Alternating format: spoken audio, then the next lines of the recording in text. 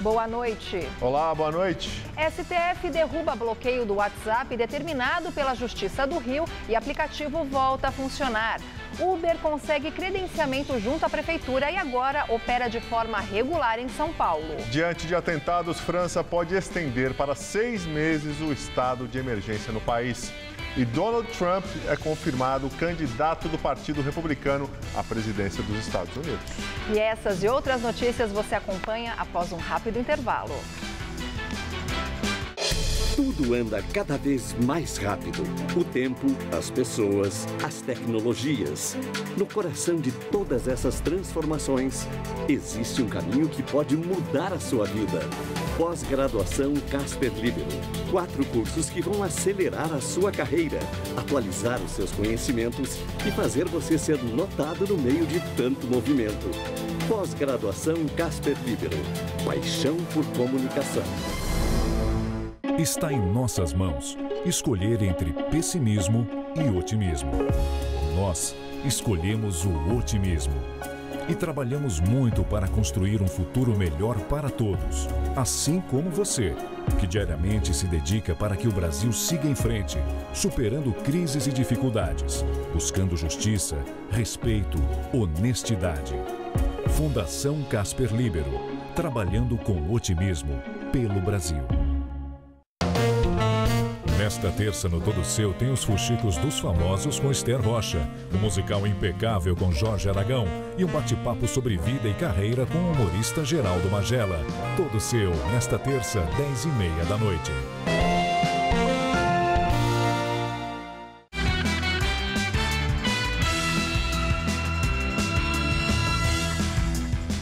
O frio voltou, né? E 2 das 4 tendas emergenciais da Prefeitura de São Paulo para abrigar moradores de rua já estão instaladas, fora os albergues permanentes que, segundo a administração municipal, ainda têm vagas. Mas muitas pessoas que vivem nas ruas ainda preferem dormir em barracas montadas nas calçadas. A senhora de 66 anos de idade está em busca de um lugar para dormir essa noite. Orientada por assistentes sociais, chegou à tenda montada no Vale do Anhangabaú, no centro de São Paulo.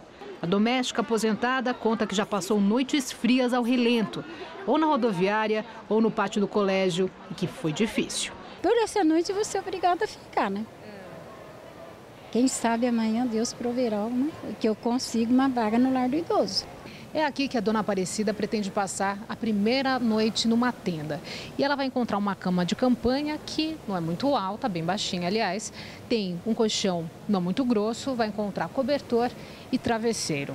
São 60 vagas como essa, mas mesmo com o frio das últimas noites, ainda assim esse espaço tem ficado praticamente vazio. Na última noite, por exemplo, só 2 pessoas dormiram aqui.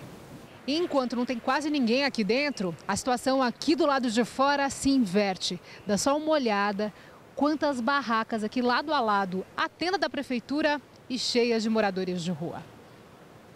Uma das explicações para isso, disse o Homero, está no horário de funcionamento. E quem trabalha na 25, vendendo cigarro, vendendo isso, vendendo aquilo, chega aqui de madrugada, entendeu? E depois não compensa, você vai lá na tenda, vai dormir, 5 horas você tem que levantar. Então na barraca você já dorme o tanto que você tem que dormir e sai para trabalhar bem sadio do sono. Pela cidade, há vários pontos com barracas ou moradias improvisadas. Essa, por exemplo, foi construída há uma semana em meio ao movimento dos carros na entrada do Minhocão. Há casos de resistência às tendas, como já acontece nos abrigos, por causa do consumo de drogas ou por receio de violência. Para o Vinícius, por exemplo, a segurança é o principal motivo de rejeição à experiência da tenda. O medo é de perder os poucos pertences que tem. Eu poderia até levar, mas e a garantia de que eu acordar e tá minhas coisas do meu lado de novo? Aqui é mais garantida. É, lógico. É meu aqui, eu sei que aqui ninguém entra, ninguém mexe, ninguém pega. E olha, o frio vai continuar aqui em São Paulo. À tarde de hoje, a temperatura ficou em torno dos 15 graus, mas com sensação térmica de 11 por causa do vento. Pois é, agora faz 13 graus, aliás, 12, caiu mais um pouquinho. Vamos à previsão para amanhã com Mariana Armentano. Com o ar polar ainda em atuação, não temos chance de chuva amanhã e as temperaturas vão continuar amenas em todo o estado. com essa estiagem, os índices de umidade relativa do ar estão bem abaixo do recomendável pelo interior paulista. No norte do estado, os níveis estão em torno dos 20%. E a máxima amanhã vai aos 26 graus em Franca, 24 em Barretos e aos 25 graus em São José do Rio Preto. Para a região metropolitana, a expectativa é de mais frio nos próximos dias, mas apesar de não termos chuvas, a nebulosidade mantém os índices de umidade em níveis aceitáveis. Vamos ver as temperaturas? Nessa quarta-feira, os termômetros vão amanhecer marcando 10 graus e à tarde não vai fazer mais que 19 graus. Na quinta-feira, teremos mínima de 11 e máxima só de 17 graus. E na sexta, ainda vai fazer friozinho, apesar do predomínio de sol. E a máxima prevista é de 18 graus.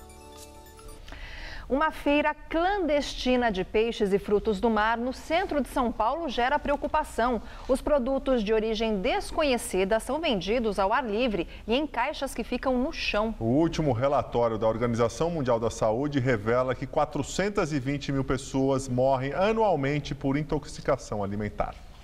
No meio da rua, uma mulher informa o quilo de cada peixe. Quanto é isso aqui? Aqui R$10, tá? R$10? E esse? Esse 15. Também tem frutos do mar. Quanto tá a lula? 45. 45? E a lagosta? 40, 50.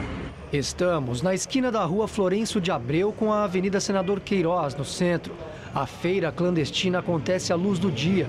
Os ambulantes, quase todos orientais, oferecem os produtos em caixas com gelo e no chão mesmo. Uma balança, também no chão, é usada para pesagem. Ninguém aqui paga imposto ou cumpre as exigências da Anvisa. A procedência dos alimentos é desconhecida. Com forte sotaque oriental, a vendedora diz que não sabe sequer o produto que está vendendo. Isso é qual? Não sabe, não. A gente tentou conversar com alguns comerciantes aqui da rua e eles não quiseram gravar entrevista. No entanto, eles contaram a mesma história, que a Guarda Civil Metropolitana sempre faz rondas aqui na rua, mas o que acontece? A guarda retira os vendedores, a rua é desobstruída, mas em pouco tempo os comerciantes voltam e a feira recomeça.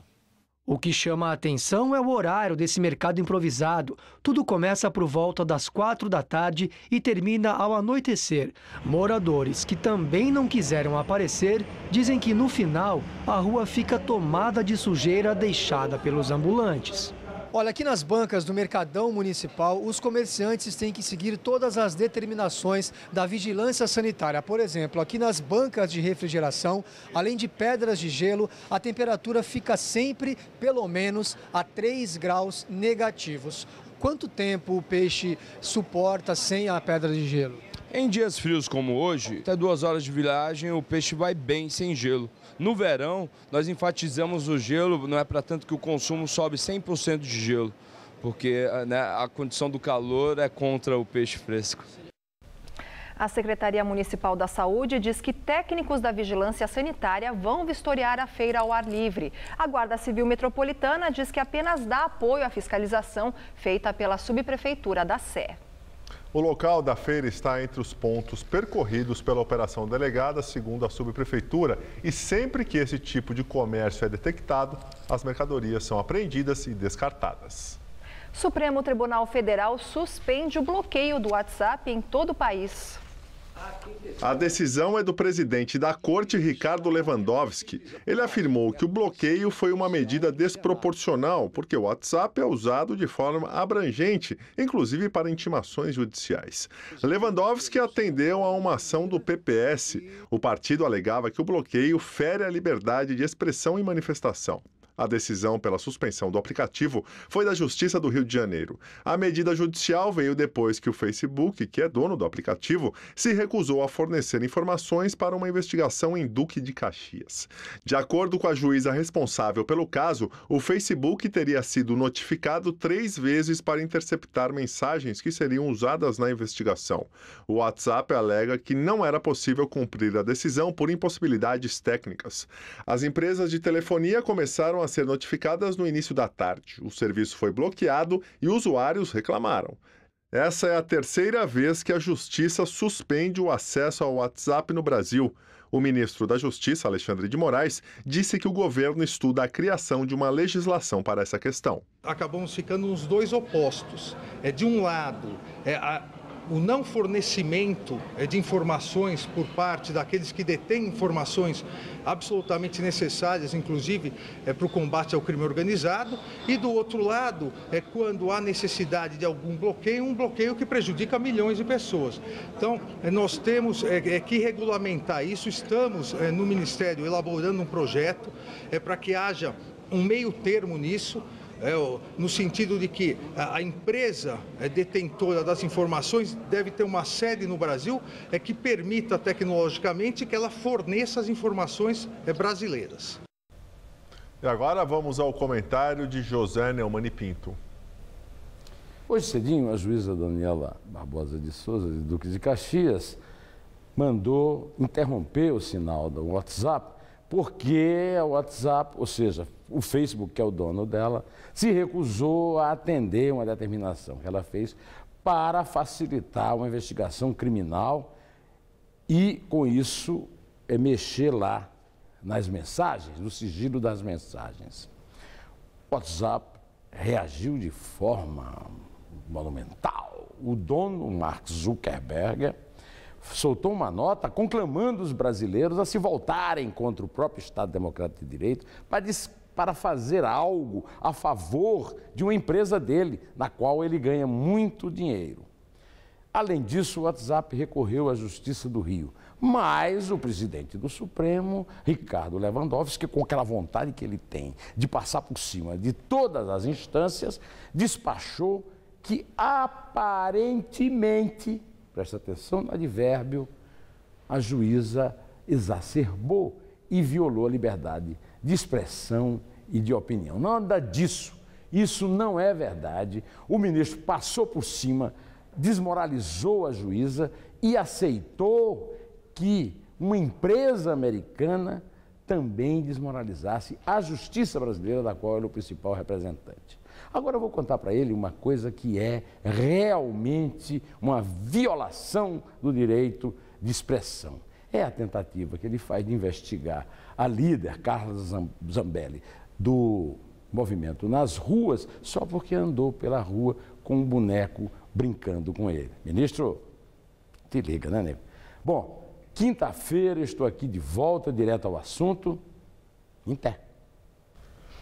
O ex-ministro Paulo Bernardo, que chegou a ser preso na Operação Custo Brasil, prestou depoimento hoje na sede da Polícia Federal aqui em São Paulo. Bernardo é suspeito de integrar uma organização formada para fraudar um serviço de gestão de crédito consignado a funcionários públicos. A defesa de Paulo Bernardo nega que ele tem envolvimento no desvio de dinheiro. A partir de amanhã e até 5 de agosto, os pré-candidatos à Prefeitura de São Paulo devem ser confirmados nas convenções dos partidos. Entre os principais candidatos está o atual prefeito. Fernando Haddad deve disputar a reeleição pelo PT.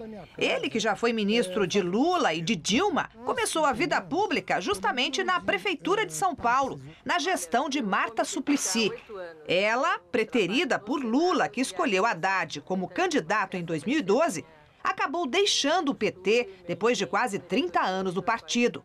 Agora, filiada ao PMDB, Marta Suplicy tenta voltar à Prefeitura de São Paulo, cargo que ocupou de 2001 a 2004. Quem também almeja retomar o comando da capital é Luiz Erundina, que está no 5º mandato como deputada federal. Erundina administrou a cidade de 1989 a 92, quando ainda era do PT, legenda que ajudou a fundar. Passou pelo PSB e neste ano migrou para o PSOL, pelo qual é pré-candidata. Pelo PRB, o deputado federal Celso Russomano, derrotado no primeiro turno em 2012, pretende tentar outra vez. De novo, ele aparece na frente nas pesquisas de intenção de voto, mas pode ficar de fora da disputa.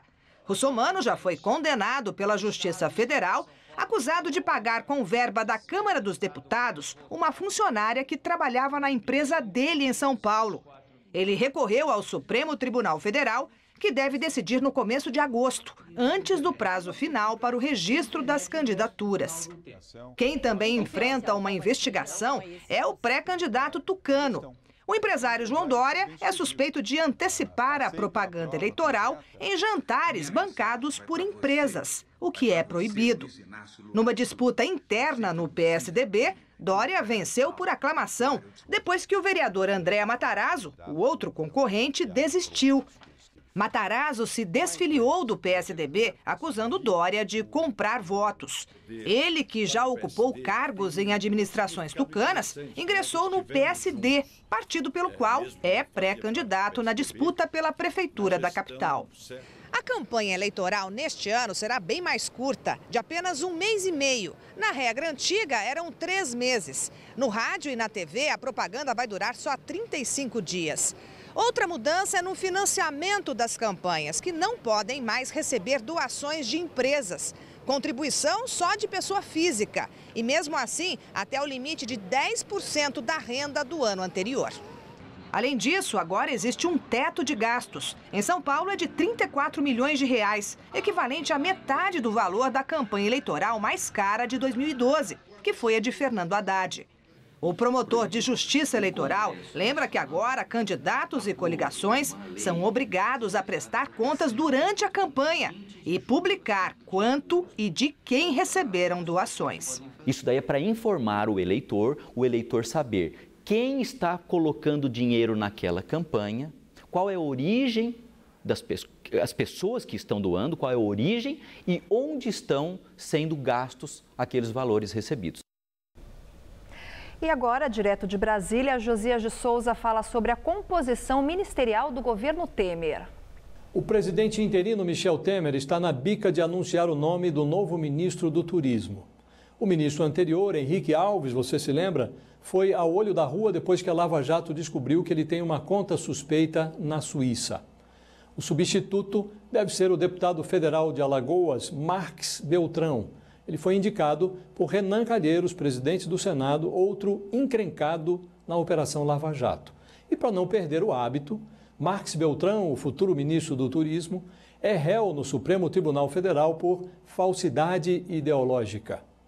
Temer não é o único gestor público a se comportar de maneira temerária. Em São Paulo, o governador Geraldo Alckmin acaba de entregar a Secretaria do Meio Ambiente a um representante do Partido Progressista, o PP, que é o campeão em número de enrolados na Lava Jato.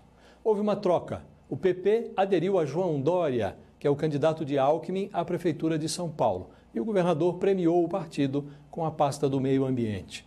Assim caminha a política brasileira. O presidente da República e o governador do maior estado da federação não conseguem excluir a imoralidade das suas articulações políticas.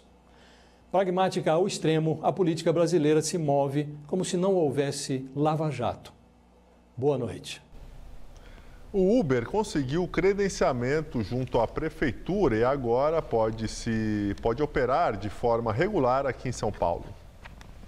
A partir de agora, o Uber vai pagar uma taxa de 10 centavos para cada quilômetro rodado. Esse valor vai ser repassado para o passageiro no total final da viagem. O usuário será informado desse adicional antes de solicitar o serviço por meio do próprio aplicativo. Com isso, a previsão é de que as viagens fiquem um pouco mais caras. A prefeitura ainda solicitou ao Uber o pagamento dessa taxa referente aos últimos 2 meses, época em que o aplicativo funcionou sem credenciamento. A empresa informou que está disposta a discutir esse ponto, mas diz que entende que o pagamento deve ser feito apenas a partir de agora. No segundo dia de fiscalização mais rigorosa dos passageiros, o aeroporto de Congonhas teve fila no horário de pico bem cedo, por volta das 6 horas da manhã. Para evitar maiores transtornos, muita gente chegou adiantada. Por volta das 6 horas da manhã, a fila para passar no raio-x de bagagens para inspeção chegou até o saguão do aeroporto no térreo. No horário do almoço, entre meio-dia e 1 da tarde, a situação era bem mais tranquila que do primeiro dia, quando as filas chegaram em média a 1 hora para passar pelo raio-x. Eu dei uma olhadinha antes, fiz umas pesquisas, olhei o que podia embarcar, o que não podia. Cheguei bem antecipado. Lá no Rio de Janeiro eu peguei essa fila e realmente a grande ideia é chegar antes mesmo para não passar aborrecimento, né? A medida prevê que todos os passageiros estão sujeitos a passar por uma revista física, que pode ser realizada de forma aleatória e em local público ou reservado, com presença de testemunha. Os passageiros deverão retirar das malas e das mochilas computadores portáteis e outros dispositivos eletrônicos. As bagagens de mão também deverão ser abertas antes mesmo de passarem pelo raio-x. Com esta preocupação, muitas pessoas já saíram de casa hoje, prevendo um possível atraso. Você chegou quanto tempo antes? 3 horas. Você esperava uma fila maior? Esperava. Para agilizar o atendimento aos passageiros, a Infraero espalhou banners e displays explicando o novo procedimento para embarque. Os divisores de fluxo também foram modificados para melhor orientação da fila e evitar novos dias de longa espera para embarcar. Saí de Minas hoje e não tive muito problema não. Foi até tranquilo. Teve alguns procedimentos adicionais, mas não houve assim muito problema não. Agora, economia. O Fundo Monetário Internacional melhora projeções para o Produto Interno Bruto brasileiro após 5 revisões para baixo. Agora, o FMI prevê uma recessão menos severa este ano e a volta do crescimento em 2017. Para o final de 2016, a expectativa é que o PIB do país tenha encolhido 3,3%. Em abril, a estimativa era de retração de 3,8%. Já para 2017, o FMI agora prevê que a economia brasileira voltará a crescer 0,5%. Nos últimos 2 levantamentos do fundo, a projeção era de crescimento nulo. A unidade Capão Redondo da Fábrica de Cultura calcula o prejuízo depois da invasão de jovens aprendizes. Os estudantes permaneceram no local 51 dias em protesto contra o corte de verbas e a demissão de funcionários. Do lado de fora, lixo empilhado. Dentro, móveis e armários depredados e cadeiras reviradas. Portas foram pichadas e também o chão de algumas salas. Computadores foram furtados e os que restaram estão danificados. Assim está a unidade Capão Redondo da Fábrica de Cultura, após os aprendizes terem invadido o local no dia 25 de maio. Um grupo ficou alojado por 51 dias. Todas as atividades foram suspensas. E a Ana Abigail ficou sem as aulas de teatro. Brincava de um monte de brincadeira e também o professor, tem vezes que ele levava a gente para fazer teatro para as outras salas. A gente fazia um monte de coisa. Você está sentindo falta? Muita. Como muitas mães que trabalham, deixam seus filhos fazer atividade e pelo fato que teve essa invasão, ficaram muitas crianças na rua sem ter o que fazer. Então, eu acho que isso não evoluiu em nada. Os alunos protestavam contra o corte de verbas e a demissão de funcionários. A equipe do programa Cidade Ocupada da TV Gazeta mostrou a rotina deles dentro do prédio. O programa irá ao ar no dia 1º de agosto, às 11h30 da noite. No último sábado, a tropa de choque cumpriu mandado judicial e efetuou a reintegração de posse no local. 10 jovens foram presos e depois liberados.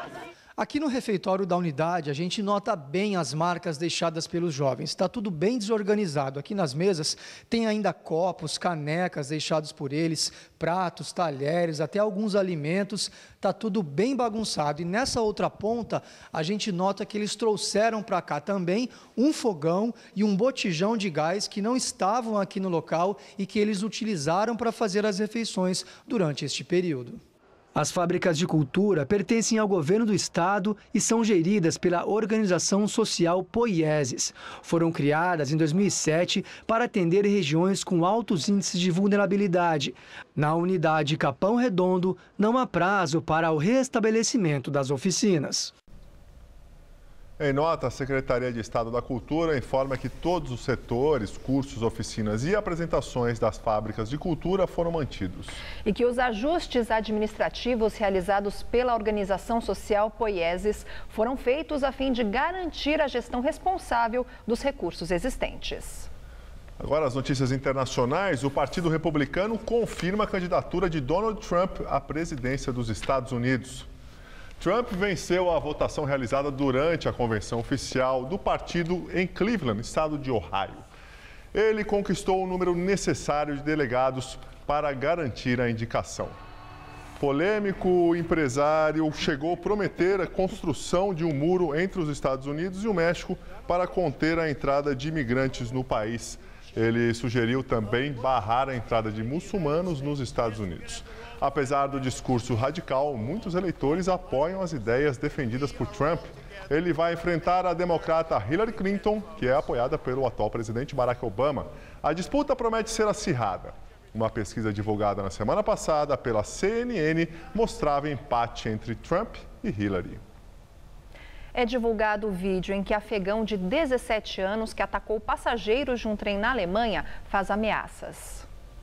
O refugiado afegão Mohamed Riad diz no idioma pastum que ele é um soldado do califado e que vai fazer uma operação de martírio na Alemanha. O vídeo foi divulgado pela agência de notícias Amaq, ligada ao Estado Islâmico. O ataque aconteceu ontem à noite na cidade de Würzburg, na Bavária. O afegão atacou passageiros do trem com um machado e uma faca, ferindo com gravidade 4 pessoas de uma mesma família de turistas de Hong Kong. Durante o ataque, ele gritou em árabe várias vezes a frase "Deus é grande" e foi morto por policiais ao tentar fugir. Os investigadores encontraram no quarto dele uma bandeira do Estado Islâmico. O ataque na Bavária fez aumentar o já acalorado debate nacional sobre a política migratória do governo da chanceler Angela Merkel. Cerca de 1,5 milhão de pessoas pediram asilo no país no último ano e meio.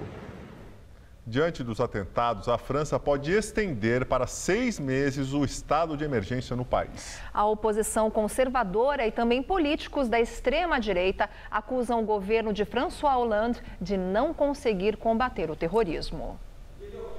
Em visita a Lisboa, François Hollande declarou que o projeto de lei enviado ao parlamento pede a extensão de 3 meses, mas pode haver um consenso para 6 meses, até o final de janeiro do ano que vem. A oposição de direita quer o estabelecimento de uma comissão parlamentar para investigar o massacre de Nice, no qual 84 pessoas morreram atropeladas pelo tunisiano Mohamed Boulel.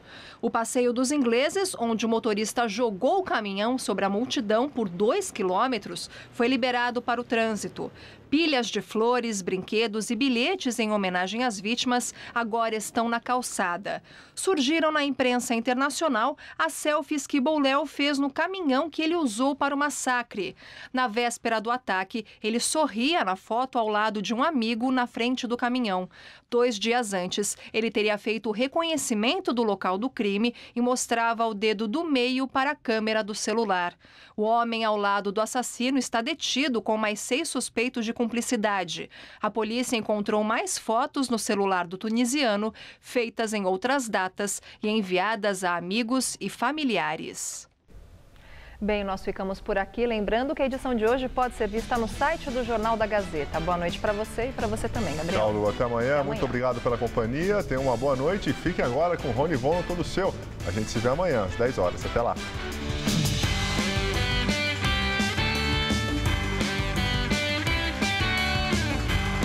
Daqui a pouco, 11h30 da noite, confira um papo imprevisível com o atleta paralímpico Clodoaldo Silva em A Máquina. Assista agora, Todo Seu.